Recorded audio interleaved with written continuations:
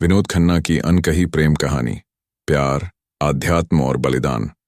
विनोद खन्ना 70 के दशक के बॉलीवुड सुपरस्टार अपनी दमदार एक्टिंग और आकर्षक व्यक्तित्व के लिए मशहूर थे, लेकिन उनकी जिंदगी की असली कहानी उनके पर्दे के पीछे के रिश्तों में छिपी थी।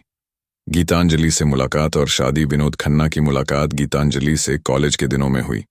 दोनों का रिश्ता गहरी दोस्ती से शुरू हुआ और जल्दी ही प्यार में बदल गया। 1971 में दोनों ने शादी की।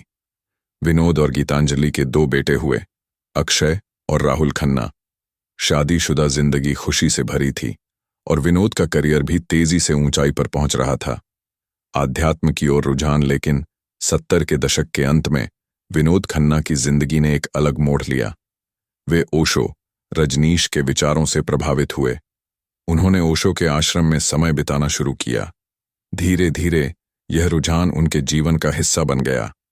वे अपने करियर और परिवार से दूर होकर अमेरिका स्थित ओशो के आश्रम में साधु की तरह रहने लगे। गीतांजलि और परिवार पर असर। विनोद खन्ना के इस फैसले ने उनके परिवार पर गहरा असर डाला। गीतांजलि ने अकेले ही अपने दोनों बच्चों की परवरिश की। उन्होंने विनोद को समझाने की कोशिश की, लेकिन आध्यात्मिकता के प्रति उनकी चाहत इतनी गहरी थी कि वे सब कुछ छोड़ने को तैयार थे। अलगाव और पछतावा। आखिरकार गीतांजलि और विनोद खन्ना का रिश्ता टूट गया। दोनों ने अलग होने का फैसला किया, लेकिन यह दूरी विनोद खन्ना के दिल में एक खालीपन छोड़ गई।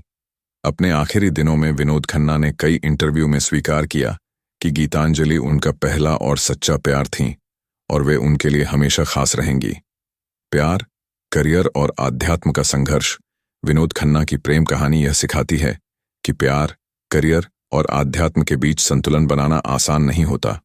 उनका जीवन बलिदान, पछतावे और अनकहे इमोशंस से भरा हुआ था।